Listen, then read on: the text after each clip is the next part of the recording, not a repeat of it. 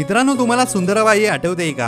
हो, तीच स्वामी समर्थ महाराजांच्या सेवेत असणारी ती खोडकर बाई, जी सतत काही ना काही गडबड करायची, लोकांना त्रास देऊन चुकीचं बोलायची। पण गंमत म्हणजे स्वामी मात्र तिच्यावर एकही तात्काळ कारवाई करत नव्हते। या उलट तिच्या जागी दुसरं कोणीही चुकत असेल तर स्वामी त्याला जाग्यावर शिक्षा द्यायचे। मग सुंदराबाईला एवढी सवलत का? याच्यासाठी आपल्याला 5000 वर्षापूर्वीच्या काळात जावं लागेल। श्रीकृष्ण त्यांच्या आत्याला दिलेल्या वचनाप्रमाणे शिशुपालाचे 100 अपराध माफ करतात, पण ज्या क्षणी तो अजून एका अपशब्दाचा वापर करतो त्या क्षणी भगवान श्रीकृष्ण त्याचा वध करतात। यावरून आपल्याला हे कळते की नक्कीच शिशुपालाचे पाठच्या जन्मातील काहीतरी चांगलं कर्म असेल, जे त्याला 100 अपराध होईपर्यंत वाचवत होते।